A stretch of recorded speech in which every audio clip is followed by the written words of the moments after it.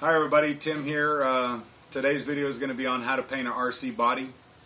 We're going to go through, start off with some of the things you're going to need in order to paint your RC body. You're going to need some magic markers, permanent markers. I have a fine tip and a felt tip one. You're going to need some curved body scissors to trim your body out.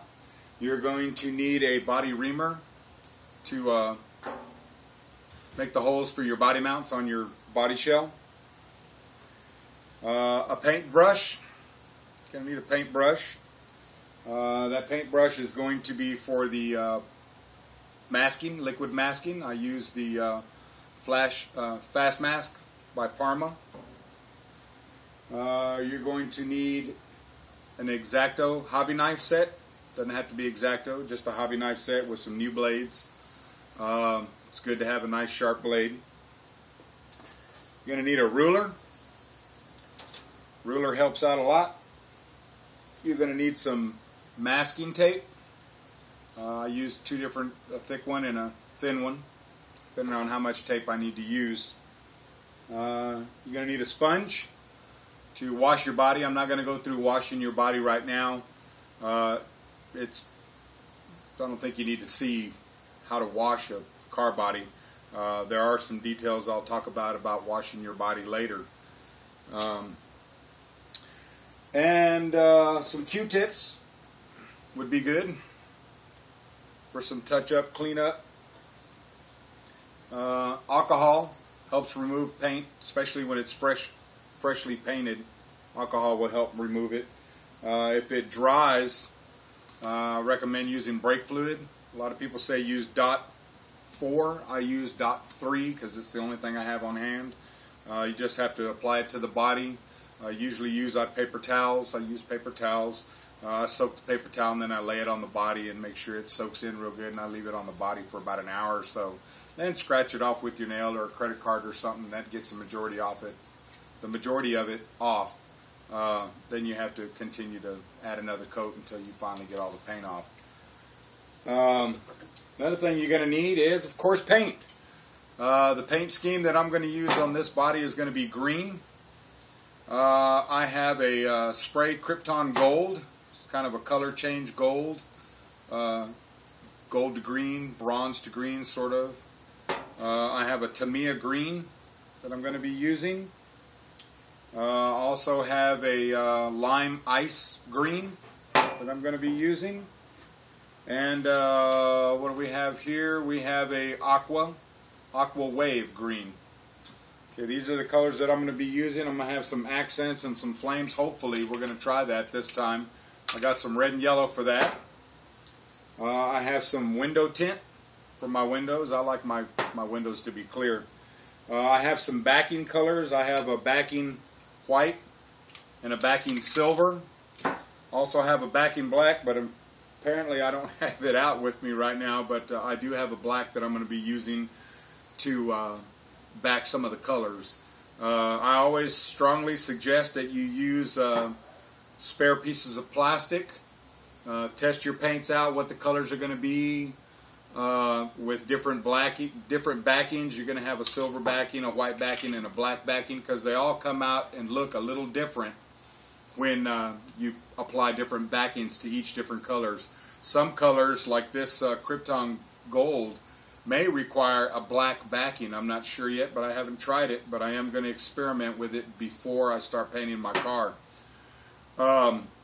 Also, you're going to need a body shell. We're going to be painting a Traxxas Slayer body shell this go around. One of the things I wanted to point out when you're washing your body, I did scuff mine up a little bit with the scouring pad. Just wash the body out completely. I use a mild dishwashing soap. Then I dry it completely. If you want your windows clear, which I do, just be careful around your window areas that you don't scuff that up. You want your windows to be clear if that's what you choose to do with your windows. Next, what you're going to want to do is you're going to want to find some kind of design.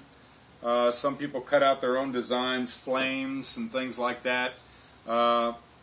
As you can tell by the previous video, of my other two vehicles, my Traxxas my Traxxas Rustler and my HPI MT2, I kind of go with a theme when I do my cars. This theme is, of course, it's a Traxxas Slayer, so it's going to be a dragon. A dragon slayer. This is going to go on the hood, right here like this.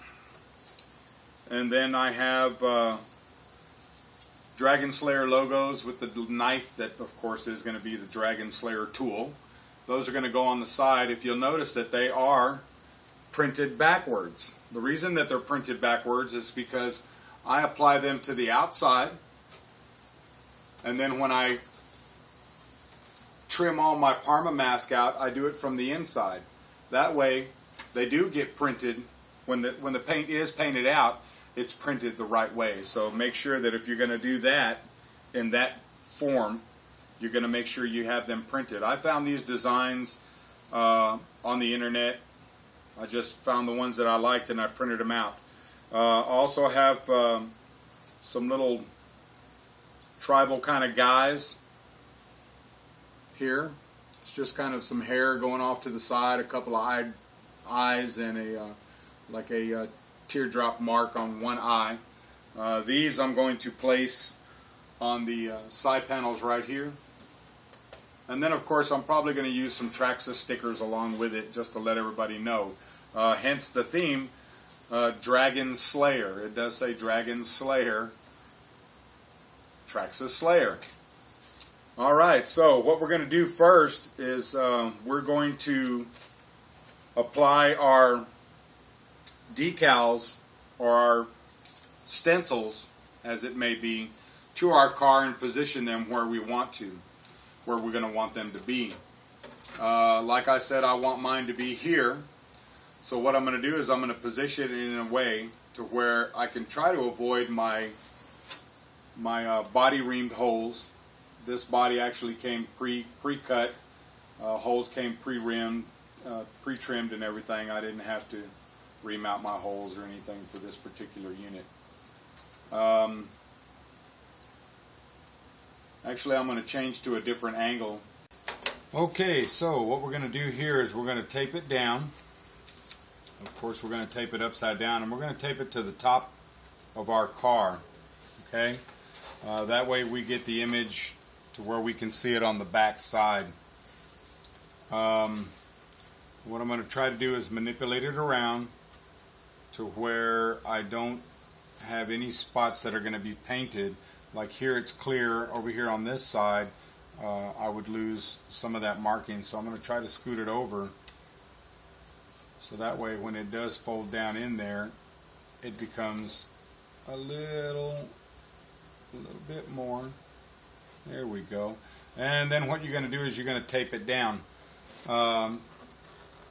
From here on out it's going to be fast forwarded, just so you don't have to sit here and we don't make this video 5 hours long showing you how I tape things down. Just remember to, if you're going to use this style that I use in this form, you're going to make sure that you conform it. And you also want to trim out as much as possible so that way when you lay things down they don't buckle and crinkle and then you get a distorted picture when you finally get it all laid down and cut out and painted. Also too, you want to roll the tape down and keep it in its groove as you're laying your masking down and holding the actual image to the car. Another thing too is make sure you fold over a little end. Gives you something to grab, because remember you got your protective coating here on top, and while you're sitting there trying to dig at it, trying to get a piece of tape off, you may end up peeling some of your protective mask off, your protective sheet that's on your car, and that helps protect your car from overspray, so you don't want to do that. So just make sure you tape it off. Gives you something to grab onto when you're peeling your tape off.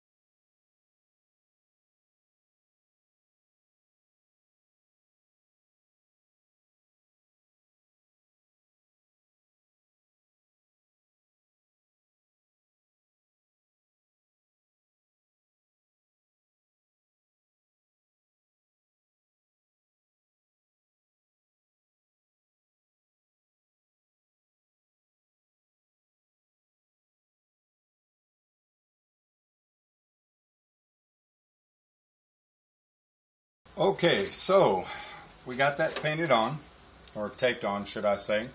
So this is where our image is going to be. I'm going to attempt, I've never done any kind of flames or anything, but I'm going to attempt to try to draw some flames from here that kind of spread out and disappear off the edge of the car, hopefully. Excuse me, we'll see how that comes out. Now that I have this done, okay, what I'm going to do now is I'm just going to mask off an area around it, because I really don't see the point in using my Parma mask all over the car if there's no point. I usually mask off a square around it, put my Parma mask, apply it, let it dry. I usually use 3 coats. To help speed the drying process, I use a blow dryer, just a standard hair dryer. I blow dry it. I usually apply the Parma mask in one direction, then in another direction, and then kind of at an angle, just to make sure that you get everything covered. Okay.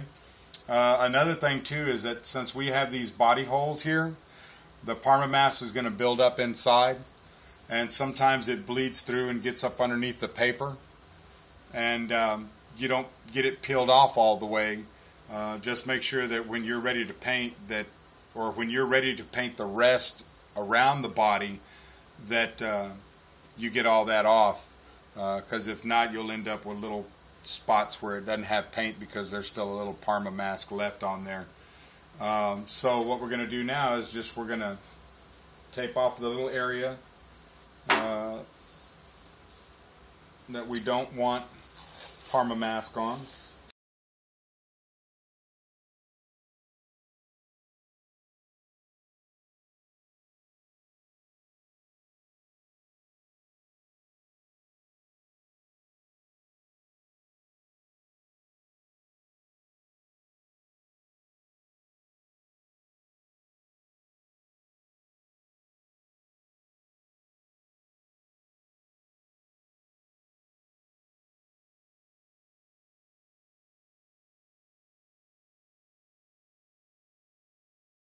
Now generally you don't want to flap your tape over your body.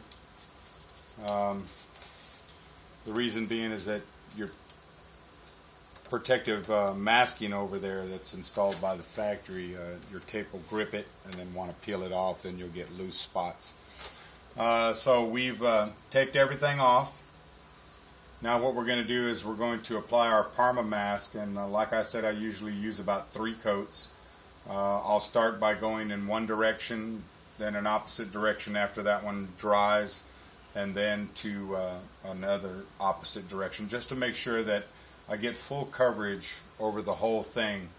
Then I'll let it dry overnight, and what will happen is when I'm getting ready to paint, I'm going to mask off all this with just some paper, so I can put a piece of tape here and cover all this area with newspaper. That way I don't waste a lot of tape, and I'm very conscientious about wasting stuff. I'll put another piece of newspaper around here and mask all that off before I start painting.